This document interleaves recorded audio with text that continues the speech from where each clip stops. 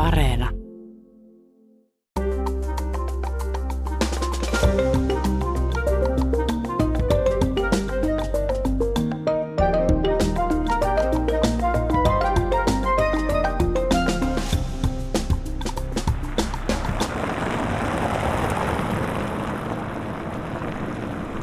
Hello and welcome once again to All Points North. I'm Ronan Browne and I'm here in the small town of Pirkkala, which is about 15 kilometres southwest from the city of Tampere. And I'm here because this is the town where Sanna Marin grew up. Now, I'm sure everyone listening to this podcast knows that name, but just to give you a quick recap, she made global headlines when she became Finland's youngest ever Prime Minister in December 2019 at the age of just 34. And that also made her the youngest leader in the world at the time. Now, her 3.5 years as Prime Minister was marked by some seismic global events, not least the COVID pandemic and Russia's invasion of Ukraine, as well, of course, as a number of personal and political scandals. But we'll get back to that a little later. For now, we're here in Pirkkala and we're going to talk about arguably the town's most famous former resident. So, as I'm also sure everyone listening knows, Sanna Marin published a self-written book earlier this month called Hope in Action, a memoir about the courage to lead, and that's to give it its full title.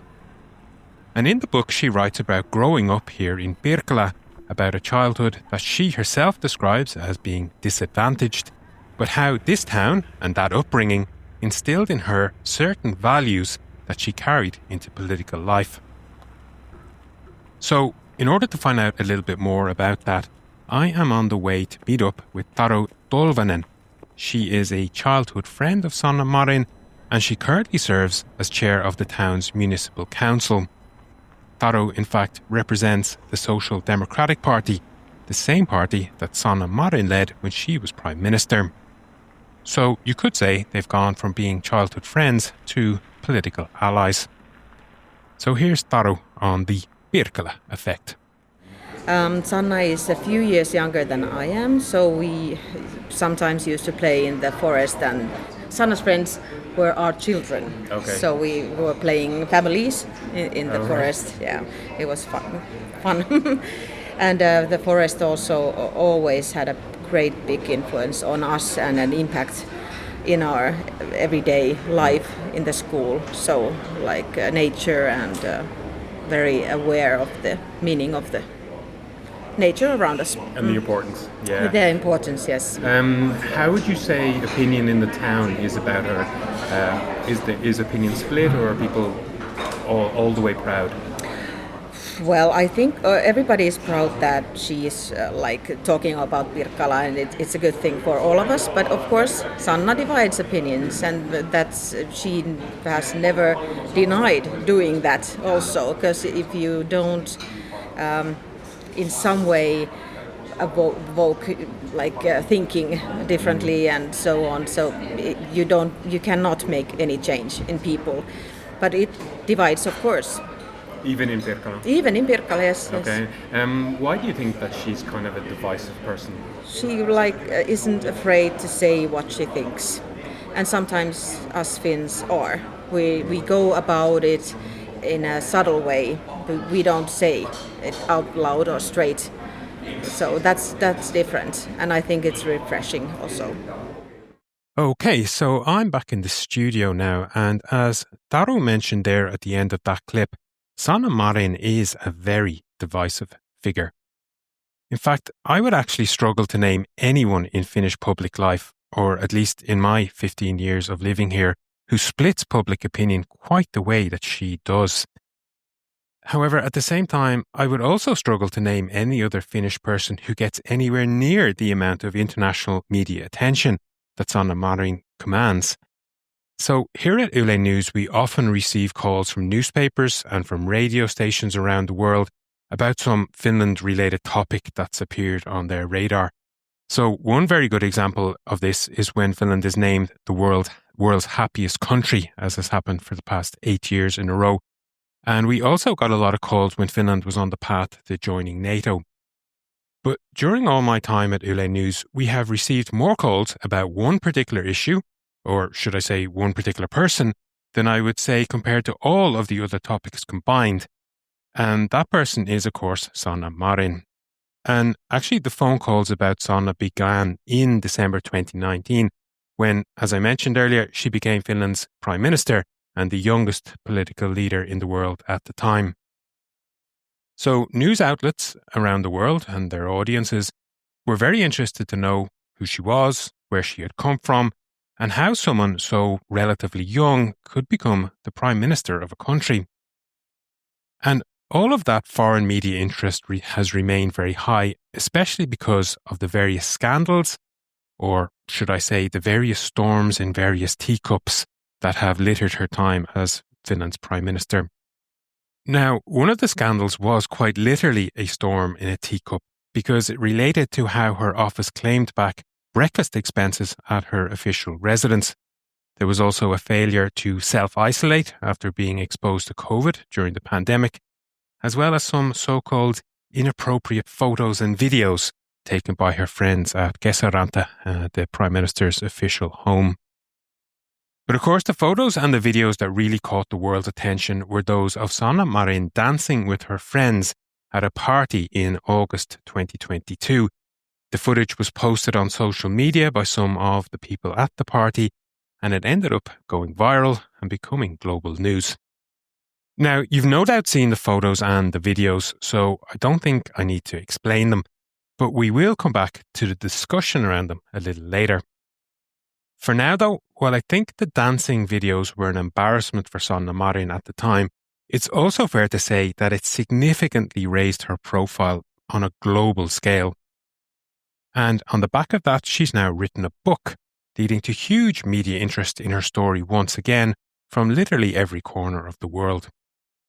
Now, one report that caught my eye over the past couple of weeks was by Channel 9's 60 Minutes current affairs show in Australia. At 34, Sanna Marin marked her name in history by not only becoming the Prime Minister of Finland, but also one of the world's youngest leaders. The journalist who produced that report, and who you can hear in the background here, is Dimity Clancy. The piece actually got a lot of attention in Finland as well, so I had a chat with Dimity earlier this week to hear why she wanted to bring the story of a Finnish politician to an Australian audience.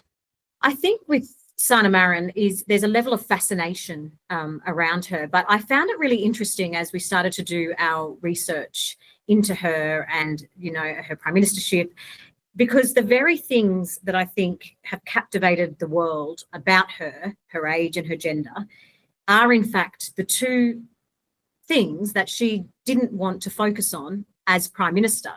So doing this yarn, Ronan, my producer and I had to not fall into the trap of just focusing and saying and doing things about Sanna's age and gender, because at the same time, you have to acknowledge it though, because Sanna herself will admit and if not somewhat exploit those two things, because at the end of the day, that's what made her famous. That is why we know about her. Yeah, I sure. said to her in the interview, how many Nordic prime ministers can we name and know what they look like and know a little bit about them? And she was very humble and said, I think there's a few, but really we don't. We know her. Yeah. So I don't think here in Australia, Sanna Marin has a huge profile, but I think that's what made it an interesting story.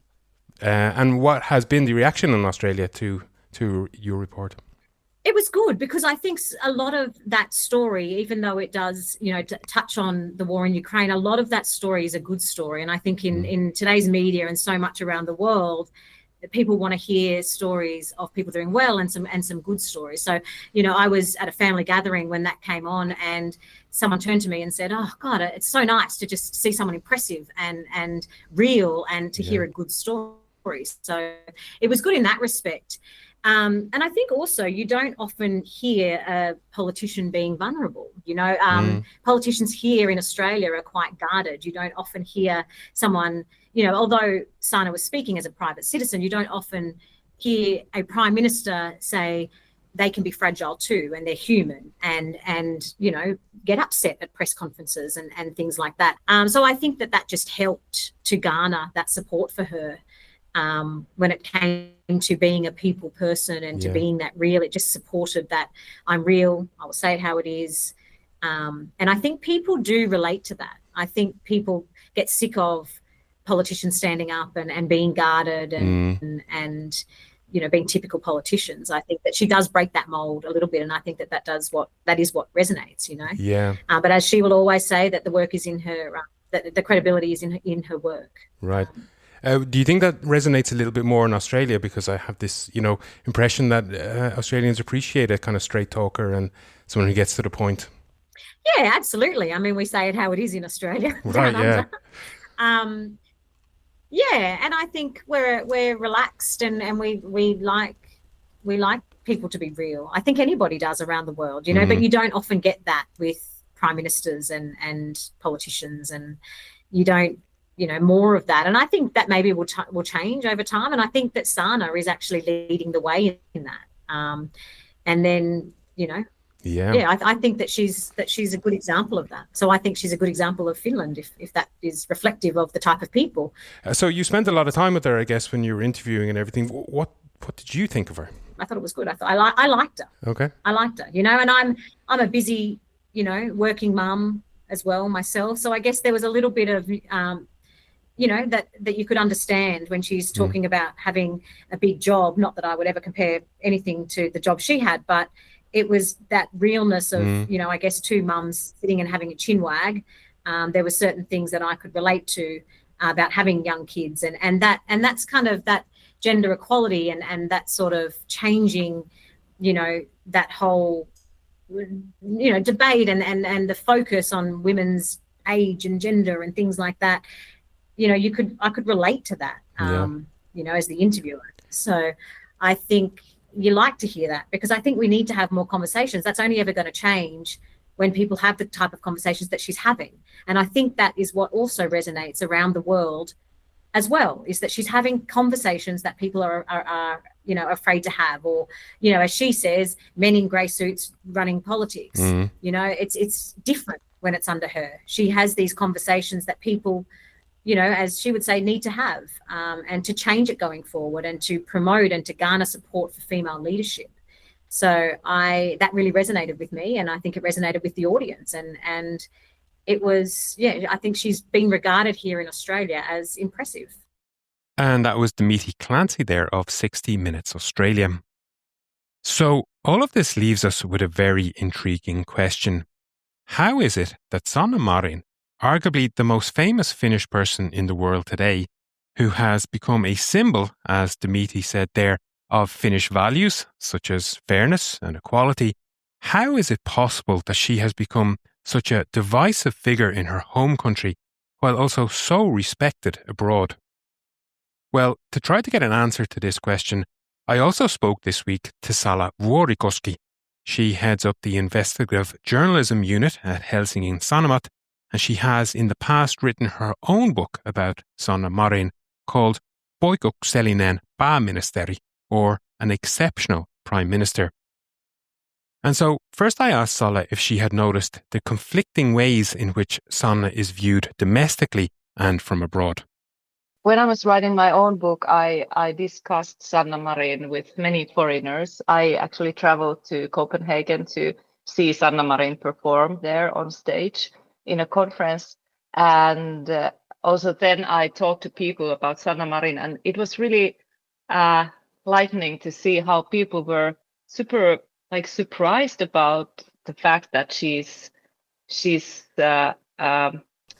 raises a lot of emotions in Finland, and she's a contradictory person. Like some people adore her and respect her, and then there is a lot of this criticism towards her, and even hate and like very strong emotions. And I kind of understood that for many foreigners, it's really hard to understand why. What's the problem? Why do you think then? Well, I think the simplest answer is that she is a politician for Finns still, and we view her as a politician, as a former leader of her party and former prime minister. And so I have actually compared her to Jacinda Ardern in New Zealand. Yeah. I think the public image of her in her own country was quite similar to that of Sanna Marin's in Finland. So that's like when you look at it from the domestic perspective, you see a politician, you see somebody who has political ideology, and then of course Sanna Marin's personality is she's very straightforward. She's very strong in her opinions, and she's not trying to please people. Yeah. So of course it's something that raises a different kind of feelings towards her. And of course, politicians, that happens for politicians the world over. But your book is called An Exceptional Prime Minister. Would that be the translation in English? Yes. So yes. is there something exceptional about Sanna Marin in that sense? Yeah. Is she more divisive than the normal politician, and why might that be? Yes, she is. Of course, the first thing is that she was prime minister in a very, you could say difficult years. There were two big crises. There was COVID, and then there was war in Ukraine, and that made her prime ministership exceptional.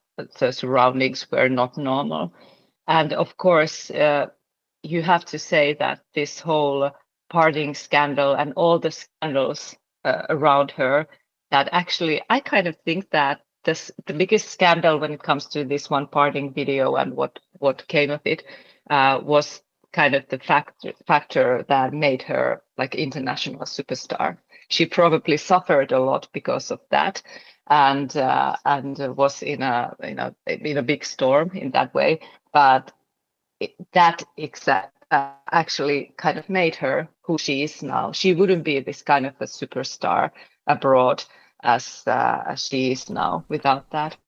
Okay, I'm just going to jump in here and add to the point that Sala made there about the dancing video. For me, it was quite striking at the time to note that despite all of these scandals, all of these political crises, the reports of rifts within her government, during all of this, people's opinions about Sanna Marin never seemed to shift very dramatically in one direction or the other. It always seemed like the people who already supported her seemed to double down on that support when she faced criticism. And on the flip side of that, people who were already, let's say, not huge fans, saw each passing scandal as further evidence that they were right in the first place. So the debate around the dancing video was this very phenomenon, but on a global scale, because both here in Finland and abroad, it seemed to me that people picked the narrative that they wanted to believe. Here's Salla once again. Of course, one thing that affects the way that people think about her is that she has this very strong narrative that she also has in her book, and that's like her story. Nowadays, in an era of social media, we all need to have our own narratives. What is our story? Yeah. And her story is that she was a hardworking prime minister, young, beautiful prime minister who just wanted to dance. And Finns are so narrow-minded, and especially journalists, that they couldn't take it and they hated her for that. That's her like narrative. And then abroad, journalists who are interviewing her often have this the view in their stories is that it's how can they be so narrow-minded? Why can't a young woman dance? And then here, as a journalist who was covering those things and other colleagues, we know that it was more complicated. It was not like black and white situation when it came to the dancing scandal. So I think that annoys some people. Some people maybe who are already annoyed with her, so they are annoyed with the way that she goes around and talks this story. But you have to remember that she has a lot of fans in Finland. She's very admired by many, and she has had a lot of good press also. Yeah. I think most of the press that she's gotten in Finland has been positive, if you would kind of try to measure it that way. And that was Salla Vuorikoski there of Helsingin Sanomat. Her book on Sanna Marin is unfortunately not currently available to read in English, but it has been published in Finnish and in Estonian. if you happen to have those reading powers.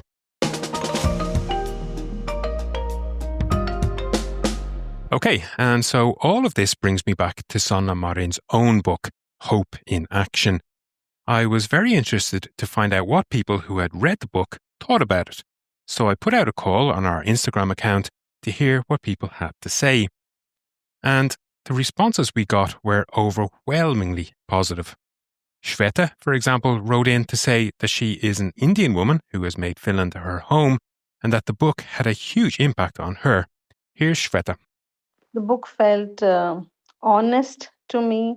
I loved how it was addressed to her daughter, plus all the girls who are going to change the world. So I like the hope and the vision, and how it gave an insider view of leadership that women everywhere recognize it. The pressure to fit into a certain box, to be strong but not too strong, visible but never too much. So, yeah, with all its twists and turns, I honestly feel that it has all the layers to have a very good Indian movie or a Netflix series.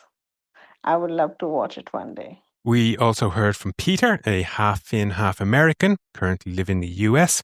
And here's Peter's review. She also gives a pretty unflinching response to the scandals, saying that she really wouldn't change a thing. It's at the back of the book. I don't know if the placement of that is intentional, that she didn't want to highlight it from the very get-go, or if she did want to leave it as one of the last things to be mentioned, so that it would stick with you a little bit more. I'm kind of curious. If I were to ask her, I would ask her about the placement of that chapter in the book and why she put it where she put it. But her response to that is consistent with what it was at the time, pretty much unflinching in saying, listen, I'm living my life. I have my professional life and I have my personal life, and those are two different things. And they, as long as they don't interfere with each other, there shouldn't be a problem. And the problem from her point of view is that the political life was actually interfering with her personal life because the way that the media and public reacted to it. Okay, thanks to Peter and to Shweta and to everyone else who shared their thoughts on Sanna Marin's new book. But I should add here that while the feedback from the All Points North audience has been very positive, some literary critics had a much different viewpoint. Helsingin Sanomat, for example, wrote that lovers of good writing should, and I'm quoting them here, abandon all hope, ye who enter. And it goes on, primarily, Hope in Action should be seen as a milestone of monetization, an empowering landmark for the financial exploitation of Marin's reputation, because as literature, it is a first-rate swindle. Okay, not necessarily a fan there. I also noticed a review in the Swedish newspaper Expressen, which began with the line, and again I'm quoting here, this book is not for those who tend to feel second-hand embarrassment, or I guess cringe is a better way of expressing that feeling. But anyway, Expressen continues, and I'm quoting, after a few pages, I realised you could turn the reading into a drinking game, take a shot every time Sanna Marin praises herself. A moment later, I understand that a stomach pump would be necessary before the beginning of the third chapter. Right. So a wide range of opinions there, and once again a demonstration of Sanna Marin's tendency to elicit very polar opposite emotions in people. And we have seen that in the Finnish news this past week or so as well. So while Sanna Marin has been making headlines abroad as she promotes her book, there has been an ongoing debate in Finland over the legacy of her leadership. Last week, Finland's National Audit Office said her government spent recklessly during the COVID crisis, often directing funds earmarked for pandemic-related measures to other areas, and that the spending spree has left Finland with a spiralling state debt. But then the Finnish Finance Ministry said that wasn't true, and that the Audit Office's report exaggerated their numbers. So that debate goes on, but once again, Sanna Marin is at the centre of a storm with very differing viewpoints. And of course, there is still one very important question left to answer. What will Sanna Marin do next? Is she eyeing up a return to Finnish politics? A run for the president's office even? Well, I'll leave the last word on that to Salla Vuorikoski. At the moment, I'm, of course, as everybody is interested in seeing where she's going. I think it would be very interesting to see her coming back to Finnish politics. Although I don't really understand why she would in this situation when she has this career abroad. So, but it's something that I think in every interview, not you, but almost I've been interviewed a lot about Sanna Marin lately, and everybody asks me, will she come back to Finnish politics? And I always say, how could I know? Ask her.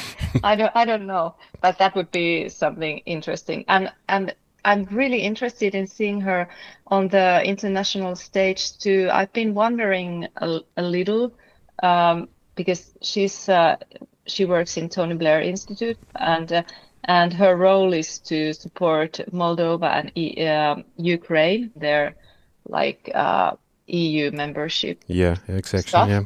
And now when things are what's going on in Ukraine now, or the peace negotiations, I'm thinking, where is she?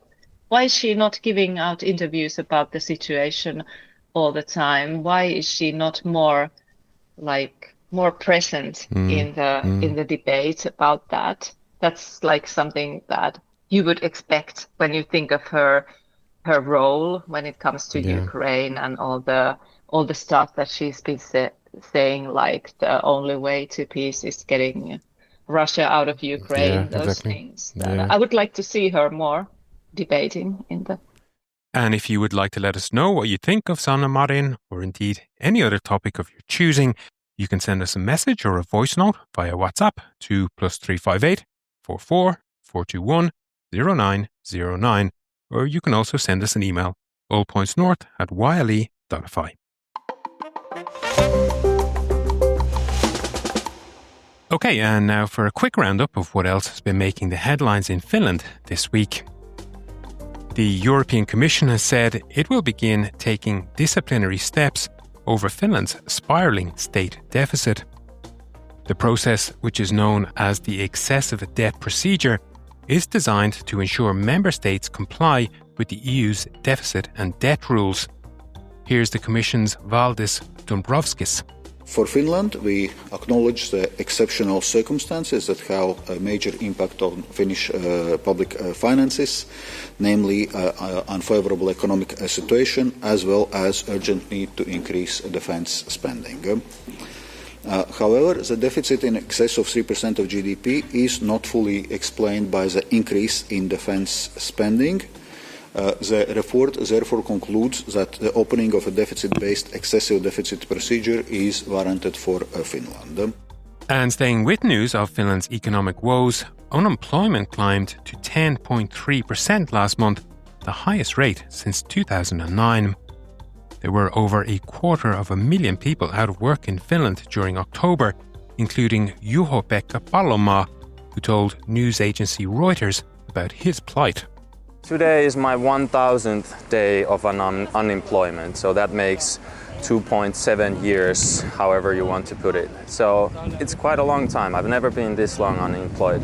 I've been previously unemployed after my studies for 6 and 7 months, twice, but never this long before. And Finland's bleak economic prospects seem to be having an effect on people thinking about moving here. The Finnish Immigration Service Migri said this week that applications for first-time employment-based residence permits are down by 1/3 so far this year compared to last year. In foreign policy news, Foreign Minister Elina Valtonen said this week that Finland hopes to secure at least a partial ceasefire in Ukraine as part of the ongoing negotiations. She also said that Finland firmly supports US President Donald Trump's efforts to end the war in Ukraine. And lastly, the polar night, known as Kaamos in Finnish, began this week in the far northern regions of Finnish Lapland. The sun set over the town of Utsjoki on Tuesday afternoon and will not appear on the horizon again until the middle of January.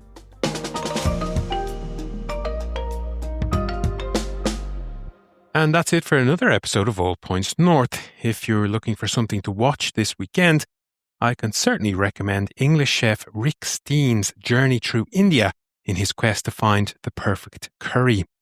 All 6 episodes of Rick Steen's India are available to stream on Yle Arena right now. And finally, a big thanks to our audio engineer, Katri Koivula, putting this week's show together. We will be back again next week with an Independence Day special.